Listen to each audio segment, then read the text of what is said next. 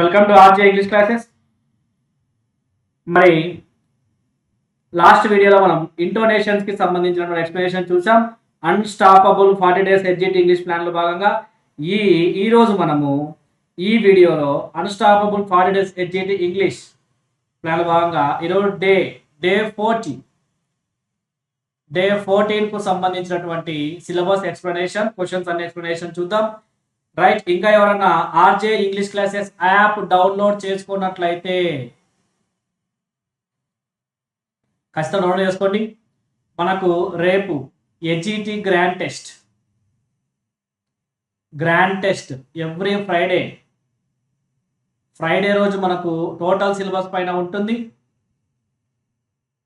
Morning 9 AM కు start అవుతుంది. ఫ్రీనే, ఇది ఎవరైనా రాసుకోవచ్చు. యాప్ డౌన్లోడ్ చేసుకోండి, రాసేయండి. టోటల్ సిలబస్ పైన ఓన్లీ ఇంగ్లీష్ కంటెంట్ 16 క్వశ్చన్స్ మీకు ఇవ్వబడతాయి.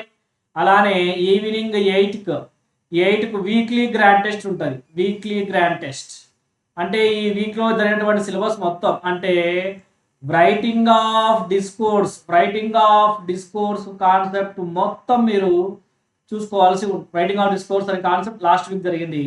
ఇప్పుడు pronunciation, sounds, use of dictionary total syllabus ఈ రోజు వరకు మీరు ఎగ్జామ్ ఉంటుంది. 16 క్వశ్చన్స్ ఇవ్వబడతాయి, దానికి మీరు ఆన్సర్ చేయండి. రైట్, గ్రాండ్ టెస్ట్ సంబంధించిన ఎక్స్ప్లెనేషన్ చూద్దాం రేపటి వీడియోలో. ఈరోజు మనము డిక్షనరీ స్కిల్స్, చాలా మంది అడుగుతున్నారు కదా డిక్షనరీ గురించి. ఈరోజు ఆ డిక్షనరీ గురించి, అలానే సైలెంట్ లెటర్స్ కు సంబంధించినటువంటి క్వశ్చన్స్ ఈరోజు చూద్దాం. అలానే మనం సక్సెస్ఫుల్ గా 130 మెంబర్స్ ని కంప్లీట్ చేసుకోవడం జరిగింది. ఈ రోజు మనము ఎస్ఏయిస్ట్ లోకి అడుగు పెడుతున్నాం. మొదటగా జార్జ్ ఆర్వెల్ గారి గురించి చూస్తా ఉన్నాం. రైట్, చాలా చాలా చాలా ఫేమస్ గాడు. కొద్దిగా జాగ్రత్తగా ఈరోజు క్లాస్ జాగ్రత్తగా వినండి. రైట్, ఫస్ట్ క్వశ్చన్ చూడండి. What does A dictionary primarily provide? Dictionary primary ఏం ప్రొవైడ్ చేస్తుంది? Definitions of words, synonyms only, grammar rules, word origins only. ఏది మనకు డిక్షనరీ ప్రొవైడ్ చేసేది? డిక్షనరీ డెఫినేషన్స్ ఆఫ్ వర్డ్ యొక్క డెఫినేషన్స్ అన్నీ కూడా. ఓన్లీ డెఫినేషన్ అంటే ఇక్కడ దాని యొక్క అర్థం ఒకటే కాదు, ప్రొనౌన్సియేషన్, పార్ట్స్ ఆఫ్ స్పీచ్, దాని యొక్క యూసేజ్, ఫోనెటిక్ ట్రాన్స్క్రిప్షన్ మొత్తం కూడా ఇండికేట్ చేస్తుంది డిక్షనరీ. డెఫినేషన్స్ ఆఫ్ వర్డ్స్ అనేది చాలా చాలా చాలా ఇంపార్టెంట్. ఈ పదము మొత్తం డిక్షనరీ తెలుపుతారని బాగుంటుంది. సినోనిమ్స్ ఓన్లీ కాదు, గ్రామర్ కాదు, వర్డ్ ఆరిజిన్స్ కాదు. ఓకేనా? మరి వర్డ్ ఆరిజిన్స్ ఏం చెప్తుంది?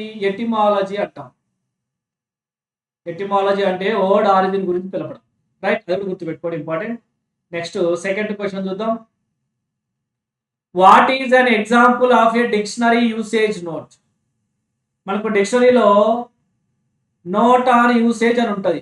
నోట్ ఆన్ యూసేజ్ అని ఒక పదం ఉంటుంది డిక్షనరీలో వర్డ్ తర్వాత.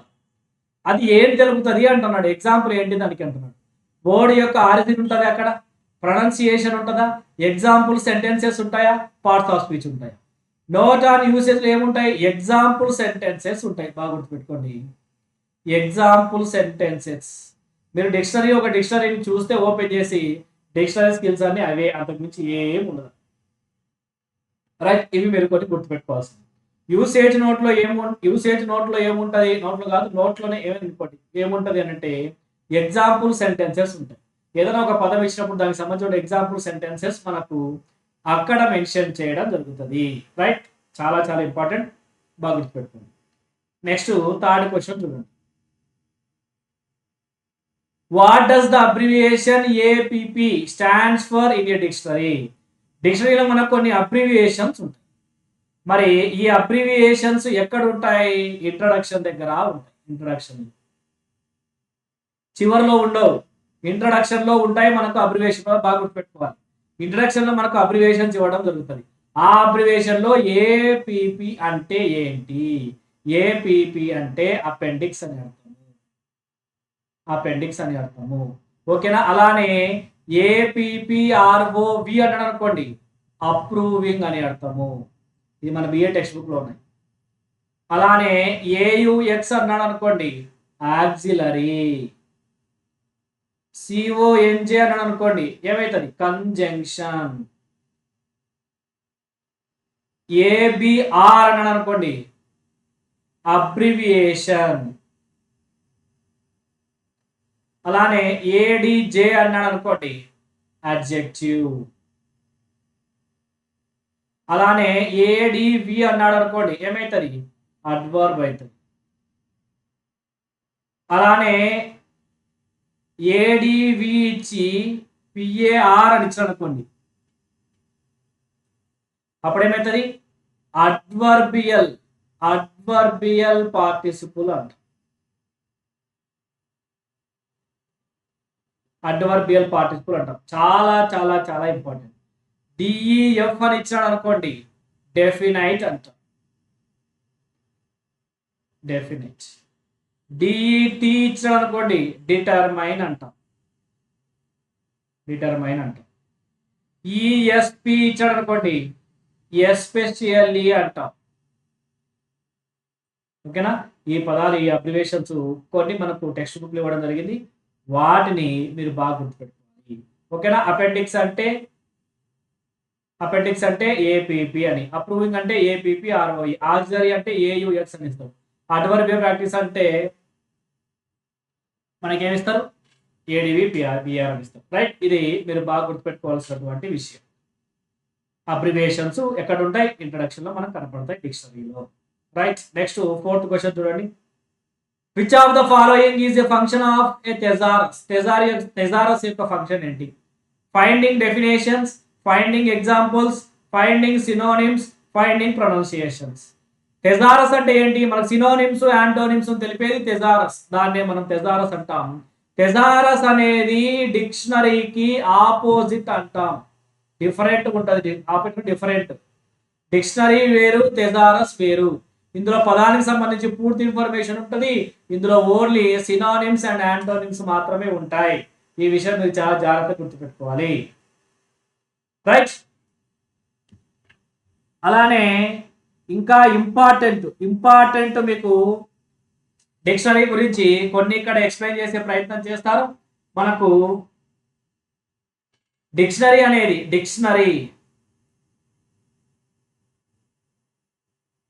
ఈ డిక్షనరీ అనేది ఒక కాంబినేషన్ ఆఫ్ 2 వర్డ్స్. అదేంటంటే డిక్షన్ అనే ఒక పదము, అర్రే ఈ రెండింటి యొక్క కాంబినేషనే మనకు డిక్షనరీ. ఇక్కడ డిక్షన్ అంటే మీనింగ్ ఏంటో తెలుసా? ఇక్కడ డిక్షన్ అంటే ప్రింటెడ్ టెక్స్ట్ అని అర్థం. ఓకేనా? అరే అంటే ఏదో తెలుసా? ఆర్డర్ అని అర్థం. మరి పూర్తి మీనింగ్ దీనికి ఏమైతుంది? Text arranged in order. Text arranged in order. ఓకేనా? అది ఏ ఆర్డర్ అరేంజ్ చేయాలి? Alphabetical order. ఇది చాలా ఇంపార్టెంట్. ఆల్ఫాబెటికల్ ఆర్డర్ అంటే అందరికి తెలిసి ఉండాలి. డిక్షనరీ అనేది డిక్షన్ ప్లస్ అరే అనే పదాల కలయిక. డిక్షన్ అంటే ప్రింటెడ్ టెక్స్ట్ అని, అరే అంటే ఆర్డర్ అని. దాని యొక్క మొత్తం meaning text arranged in order అని అర్థము. ఏ ఆర్డర్ అంటే ఆల్ఫాబెటికల్ ఆర్డర్. ఓకేనా? దాంతోనే మీరు గుర్తుపెట్టుకోవాల్సి మనకు చాలా చాలా రకాల డిక్షనరీస్ ఉన్నాయి. అందులో వర్డ్స్ మనకు ఆల్ఫాబెటికల్ ఆర్డర్ లో అరేంజ్ చేసిన గుర్తుపెట్టుకోవాలి. దాంతో పాటు గైడ్ వర్డ్స్ లేదా హెడ్ వర్డ్స్ రెండు ఒకటి. గైడ్ వర్డ్స్ లేదా హెడ్ వర్డ్స్ అంటే ఏంటో మీకు క్లారిటీగా తెలియాలి.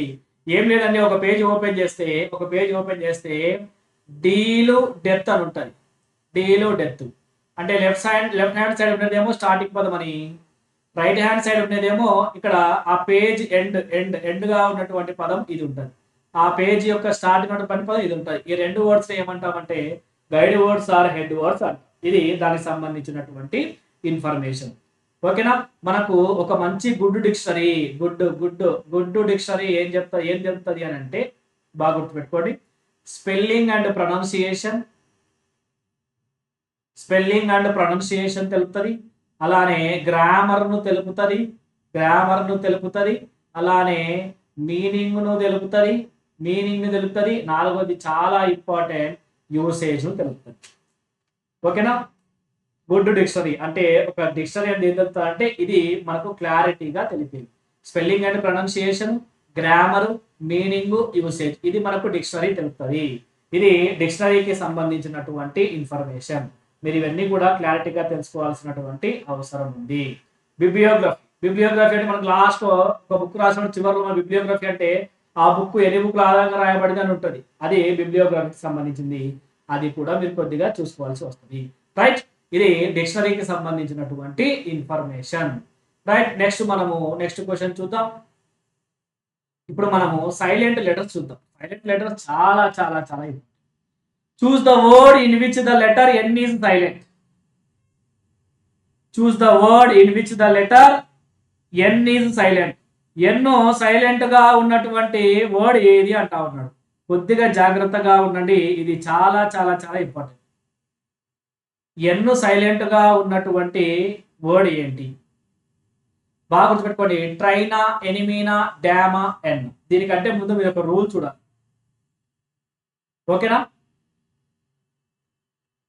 ఒక వర్డ్ యొక్క చివరిలో ఇది ఒక వర్డ్ అనుకుంటే, ఇప్పుడు రండి ఇది మొత్తం ఒక వర్డ్ అనుకుంటే ఈ వర్డ్ యొక్క చివరిలో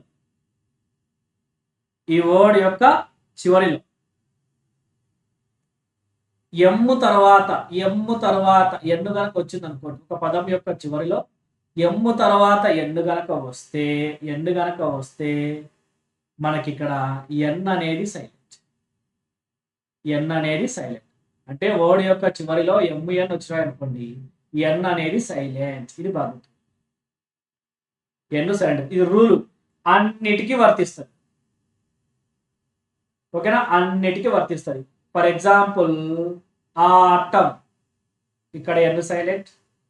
కాలం ఎన్ సైలెంట్. టైమ్ ఎన్ సైలెంట్. మనకి ఇచ్చినటువంటి ఎన్ సైలెంట్. రైట్. ఇది రూలు. పదం యొక్క చివరన ఎమ్ము ఎన్ను వచ్చినప్పుడు ఎన్ అనేది సైలెంట్. ఇది రూలు. ఇది మీరు బాగా గుర్తుపెట్టుకోవాలి. ట్రైన్ కాదు, ఎనిమీ కాదు, ఏది డ్యా. ఓకేనా. అది చాలా చాలా చాలా ఇంపార్టెంట్. రూల్ గుర్తుపెట్టుకుంటే అన్నిటికీ అప్లై అవుతుంది. రైట్. మరి నెక్స్ట్ క్వశ్చన్ చూద్దాం. Choose the word in which the letter B is silent. Choose the word in which the letter B is silent.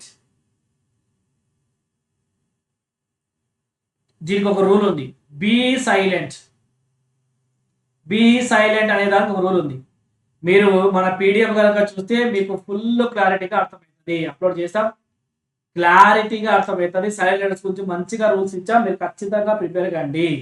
ఖచ్చితంగా క్వశ్చన్ అడిగే అవకాశం ఉంది. బి సైలెంట్ ఉంటే రూల్ చూడండి ఎలా ఉంటుందో. చూడండి, టీ కంటే ముందు వచ్చిన ఏది బి అనేది. టీ కంటే ముందు బి వచ్చిన, అలానే ఎమ్ము తర్వాత బి వచ్చిన, టీ కంటే ముందు బి వచ్చిన, ఎమ్ము తర్వాత బి వచ్చిన ఏది సైలెంట్ అని అంటే బి ఈజ్ సైలెంట్. ఓకేనా. ఎమ్ము తర్వాత వచ్చే బి కానీ, టీ కంటే ముందు వచ్చే టీ మరి ఎలా గుర్తుపెట్టుకుంటారంటే ఎంబిటి అని గుర్తుపెట్టుకోవాలి. చాలా ఇంపార్టెంట్ పదం ఎంబిటి అంటే టీ ముందర బి వచ్చిన, ఎమ్ము తర్వాత బి వచ్చిన, బి అనేది సైలెంట్. ఎంబిటి. ఓకేనా. ఎమ్ము తర్వాత బి వచ్చిన, టీ కంటే ముందు బి వచ్చిన, అక్కడ మనకు be silent. For example doubt చూడండి. టీ కంటే ముందు బి వచ్చిందా, బి సైలెంట్.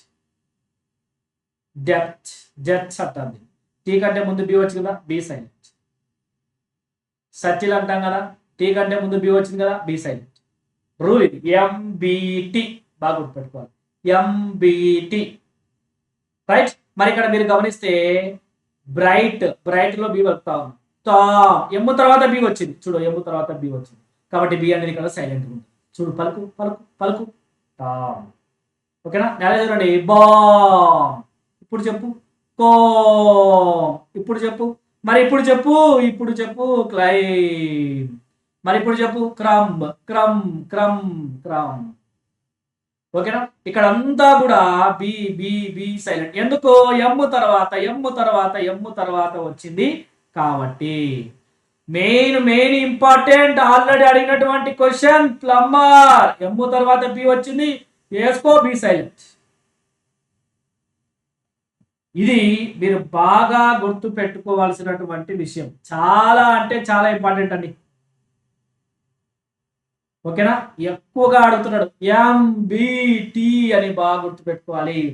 టీ కంటే ముందు బి వచ్చిన, ఎమ్ తర్వాత బి వచ్చిన, బి అనేది సైలెంట్. ఓకేనా? ఇది మీరు బాగా గుర్తుపెట్టుకోవాల్సిన విషయం. బ్రాట్ కాదు, బ్యూట్. రైట్? బి అనే సైలెంట్, ఇక్కడ B silent. Next 7th question చూడండి. Choose the word in which the letter T is silent. T అనేది సైలెంట్ గా ఉండాలి. ఎక్కడ ఉంటుంది టీ అనేది సైలెంట్? కింద ఆప్షన్స్ ద్వారా మనం ఆన్సర్ చేయాలి. ఓకేనా?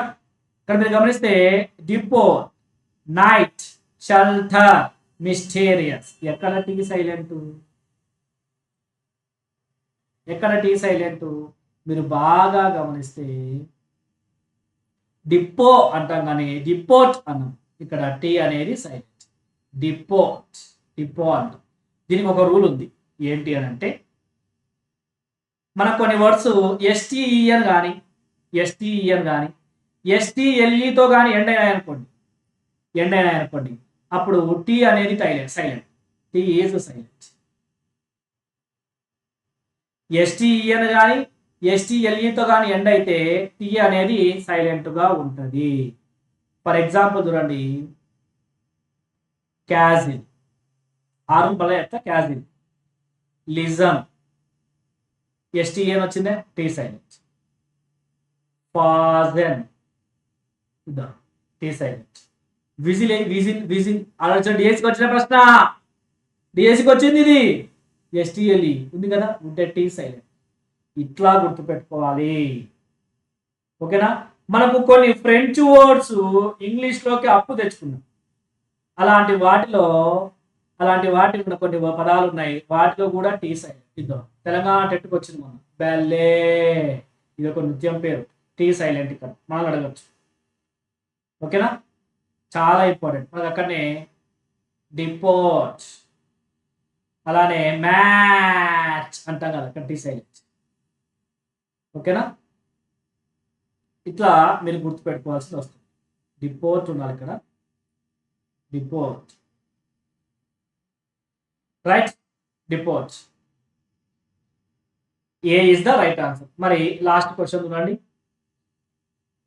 అంటే డిస్టర్స్కి సైలెంట్ లాస్ట్ క్వశ్చన్. నెక్స్ట్ మనము ఏ స్టేజ్లోకి వెళ్ళిపోతాం. Choose the word in which the letter G is silent. G silent గా ఉన్నటువంటి లెటర్ ఏదో చూడమంటున్నాడు. ఎంబిటి గుర్తుందో లేదో, బి అనే సైలెంట్ కు, ఎంబిటి, ఎమ్ తర్వాత బి వచ్చినా, టీ కంటే ముందు బి వచ్చినా, be silent. Very very very very important. ఇప్పుడు మీరు చెప్పాల్సింది జీ చూడండి. Ghost, together, again, rain. ఏది కరెక్ట్ ఆన్సర్? మీరు ఇక్కడ బాగా గుర్తుపెట్టుకుంటే, జీ అనేది కొన్నిసార్లు ఎన్ను కంటే ముందు, ఎన్ను బాగా గుర్తుపెట్టుకో, ఎన్ను కంటే ముందు జీ వచ్చిందనుకో, ఎన్ను కంటే ముందు జీ వచ్చిందనుకో, జీ అనేది సైలెంట్. ఎలా గుర్తుపెట్టుకుంటావు? ఎన్నును సాధిస్తాం కదా ఫోనెటిక్స్ లో, దీన్ని జీ అంటాం కదా, అంతే. ఎన్ను కంటే ముందు జీ వస్తే జీ ఈజ్ సైలెంట్. జీ అనేది సైలెంట్. ఇక్కడ ఎన్ను కంటే ముందు రెయిన్, జీ సైలెంట్. కాబట్టి ఇక్కడ జీ సైలెంట్ గా ఉంది. చాలా చాలా చాలా ఇంపార్టెంట్, చాలా ఇంపార్టెంట్. ఓకేనా? కానీ ఇది 2 రూల్స్లలో పాటించదు. 2 పదాలు ఎక్సెప్షన్ ఇక్కడ. ఏంటి అని అంటే, ఈ రూల్కు జిఎన్కు 2 ఎక్సెప్షన్ ఉన్నాయి. ఏంటంటే మ్యాగ్నెట్, ఎన్నుకు ముందు జీ వచ్చింది, జీ సైలెంట్ అంటే కొడతారు, తప్పు అవుతుంది, దెబ్బలు పడతాయి. అలానే సిగ్నేచర్ లో మీరు గమనిస్తే జీ కంటే ఎందుకంటే ముందు జీ వచ్చిందంటే మనం జీ సైలెంట్ అని రాదు, ఇక్కడ పలకాలి, సిగ్నేచర్ అని పలకాలి. ఓకేనా, ఇది చాలా చాలా చాలా ఇంపార్టెంట్. ఓకేనా, కొద్దిగా జాగ్రత్తగా ఉంది. ఇంకొకటి ఏంటి అని అంటే జీ అనేది సైలెంట్ గా ఉంటుంది ఎప్పుడు అంటే జీ తర్వాత హెచ్ ఉండాలా, జీ తర్వాత హెచ్ ఉండాలా, జీ కంటే ముందు ఓవెల్ ఉండాలా. బాగా గుర్తుపెట్టుకోండి, జీ తర్వాత ఏమో హెచ్ ఉండాలా, జీ కంటే ముందు ఓవెల్ ఉండాలి, అప్పుడు కూడా G silent. For example high H ఉంది జీ తర్వాత, జీ కంటే ముందు ఐ ఓవెల్ ఉంది, సరిపోయిందా. నైట్ సేమ్ అంతే, night. Next one fight, fight same అంతే. Though though. Next laugh, laugh ఇక్కడ కూడా అంతే, జీ తర్వాత హెచ్ ఉంది, జీ కంటే ముందు ఓవెల్, జీ తర్వాత హెచ్ ఉండి జీ కంటే ముందు ఓవెల్ ఉంటే G G G G silent. చాలా చాలా ఇంపార్టెంట్. ఈ రూల్స్ అన్ని మీరు జాగ్రత్తగా గుర్తు పెట్టుకోవాల్సి ఉంటుంది. ఓకేనా,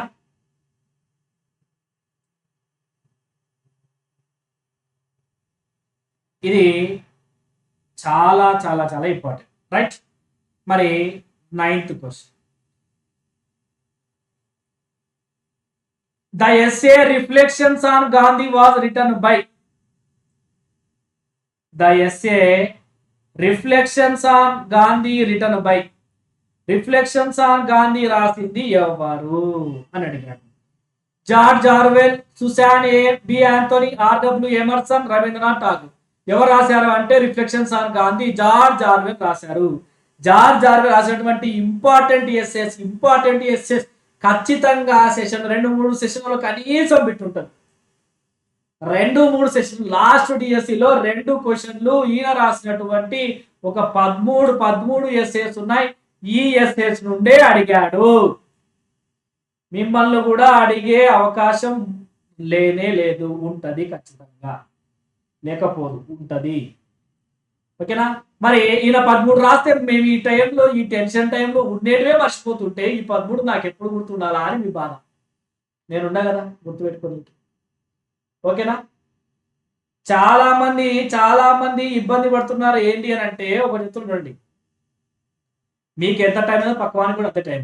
ఇంకా సగం మంది మొన్న ధర్నాలు చేస్తారు, అయిపోతుంది, పోస్ట్ పోన్ అయ్యింది అని చెప్పి వారంలో చదవకుండా వేస్ట్ చేస్తారు. వాళ్ళకంటే ముందు మీరు ఉన్నట్టే. టెన్షన్ పడితే ఏమి రాదు. 10 పేజీలు చదవాలి, ఈ గంటకు 10 పేజీలు చదవకపోతే నా బతుకు ఏమవుతుందో అనుకొని ఆలోచించుకుంటూ చదివితే ఆ 10 పేజీల టెన్షన్లో సగం చదివేది 4 పేజీలు చదువుతావు. అది పూర్తి కాలేదనే టెన్షన్లో ఉండదు కూడా మర్చిపోతావు. చెప్తున్నా, క్వశ్చన్లు ఇస్తున్నా, రాసుకుని ఎగ్జామ్ రాయమంటున్నా, దానికి ఎక్స్ప్లెనేషన్ ఇస్తున్నా. 2 గంటలు నాకు టైం నేను ఇంగ్లీష్ నేర్పిస్తా నీకు అని చెప్తున్నా. 1 అవర్ నువ్వు చదువుకో అని చెప్తున్నా. నాకు 10 మినిట్స్ ఎగ్జామ్ రాయమంటున్నా. 15 మినిట్స్ నాకు వదిలేయి, ఎక్స్ప్లెయిన్ చేస్తా, నువ్వు తిరిగి మళ్ళీ చదువుకో. దాంతో దాని కేల్ కథం దుకాన్ బంద్ అవుతుంది అని చెప్పా. వింటున్నారా? ఎంతమంది పాటిస్తున్నారో తెలియదు. ఎగ్జామ్ అయితే బాగా రాస్తున్నారు, 100 దాకా రాస్తున్నారు దగ్గర. మరి మిగతా వాళ్ళ ఎక్స్ప్లెనేషన్ సరిగ్గినట్లు ఏమనుకుంటున్నారు మీరు అర్థం కావట్లేదు. కొద్దిగా జాగ్రత్త. టెన్షన్ పడితే ఏం రాదు, చదువుతూనే వస్తుంది. రైట్, మరి ఇప్పుడు జార్జ్ ఆర్వెల్ ఆ 13 ఎస్సేలు ఏంటి నేను చెప్తా, నువ్వు నేను చెప్పినట్టు గుర్తుపెట్టుకో. యాడికి పోతుందో నేను చూస్తాను. ఓకేనా, స్ప్రే హిమ్ గుర్తుపెట్టుకో. స్ప్రే హిమ్ అనే కోడ్ గుర్తుపెట్టుకో. S³ P³ అని గుర్తుపెట్టుకో. స్ప్రే హిమ్ అని గుర్తుపెట్టుకో. ఎస్ అంటే షూటింగ్ అండ్ ఎలిఫెంట్. ఇంకొక ఎస్ అంటే ద స్పై. ఈ వీడియో కావాలంటే మన ఛానల్లో వీడియో ఉంది. డిఎస్సిలో వచ్చిన క్వశ్చన్ ఇది, నేను చెప్పేది మీ క్వశ్చన్. ఆ క్వశ్చన్ డిఎస్సిలో వచ్చిందే. ఇంకొక ఎస్ అంటే సెకండ్ థాట్స్ ఆన్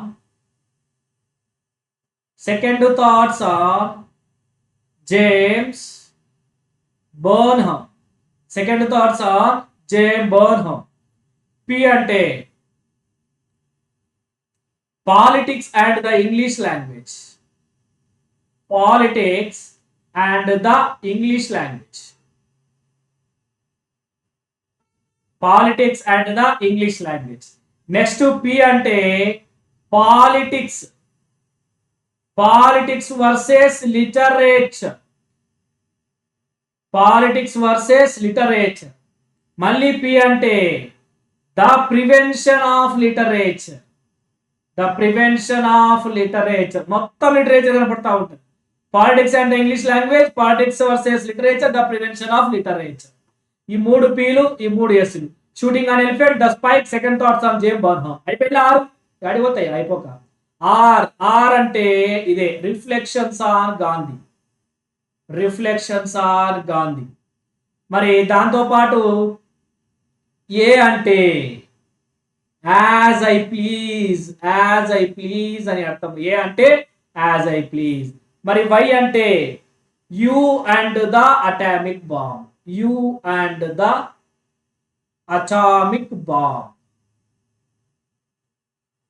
ఓకేనా. Next H. హెచ్. హెచ్ అంటే ఏ హ్యాంగింగ్. A hanging. ఓకేనా. హెచ్ అయిపోయింది. తర్వాత ఐ అంటే ఇక్కడ రాసుకుందండి, పైన రాసుకున్న బాగా చూడండి. Inside the whale. Inside the whale. ఓకేనా. మరి ఎం అంటే ఎమ్మును ఒకసారి ఏమనుకోకుండా తిప్పండి. తిప్పితే ఏమవుతుంది? డబ్ల్యూ అవుతుంది. డబ్ల్యూ అంటే వై ఐ రైట్ అని అర్థం. Why I write. ఇంకొకటి ఏకు స్క్వైర్ చేసుకోక వీడియోలో కూడా కొంచెం మిస్ అయింది. ఏ కూడా స్క్వైర్ చేసుకోండి. ఏకు ఇంకొకటి ఉంది. The art of Donald McGill. The art of Donald McGill. The art of Donald McGill. ఇది దీనికి సంబంధించినటువంటి ఇతనికి సంబంధించినటువంటి ఫేమస్ ఎస్సేస్. ఖచ్చితంగా ఏదో ఒక సెషన్ లో 100% bit guarantee. Right. Shooting an elephant, the spike, second thoughts on James Burnham, politics and the English language. ఇంకొక పి అంటే పాలిటిక్స్ వర్సెస్ లిటరేచర్. పి అంటే the prevention of literature. A R అంటే reflections on Gandhi. A అంటే as I please. Y అంటే you and the atomic bomb. H అంటే a hanging. I అంటే inside the way. W అంటే why I write. The art of Donald McGill. ఏ అంటే ఇంకొకటి extra. Right. మొత్తానికి 13 ఖచ్చితంగా బిట్ వస్తుంది. దాంతో పాటు షేక్స్పియర్ కూడా ఉన్నాడు. అతగాడి 20 చాలా సింప్లిఫై చేసి చెప్తా. మీరేం భయపడొద్దు. మొత్తం నేర్పించి ఖచ్చితంగా ఇవి ఖచ్చితంగా మార్క్ వచ్చేవండి. ఫేమస్ కొంతమంది చూసుకుంటే మీకు మార్క్ వస్తుంది. భయపడి చూసుకోకపోతే ఇబ్బంది పడుతుంది. రైట్. మరి ఇంతటితో మనము దీని ఎక్స్ప్లెనేషన్ కంప్లీట్ చేద్దాం. లేట్ అవుతుంది మరి, మీకే టైం ఎక్కువ వద్దు. ఇది spray hill, George Orwell. Reflections on Gandhi రాసింది. Next the politics and the English language was written by. ఎవరు రాశారు? The politics and the English language. పితో 3 రాశాడు. ఏమేమి రాశాడు? Politics and the English language రాశాడు. పాలిటిక్స్ వర్సెస్ లిటరేచర్ రాశాడు. ఇంకొకటి రాశాడు ఏంటది? ద ప్రివెన్షన్ ఆఫ్ లిటరేచర్ అని రాశాడు. ద ప్రివెన్షన్ ఆఫ్ లిటరేచర్ అనే ఎస్ఏ. ఇవన్నీ ఏంటివి? ఎస్ఏస్. ఈ విషయం బాగా గుర్తుపెట్టుకోవాలి. ఎప్పుడో మర్చిపోయినాను కదా. ఇవన్నీ మొత్తం ఏంటివంటే ఇవన్నీ పోయెట్లా, ఎస్ఏలా, నావలిస్ట్లా, డ్రామాలా. ఇవన్నీ అంటే ఇవన్నీ ఎస్ఏలు, ఎస్ఏస్.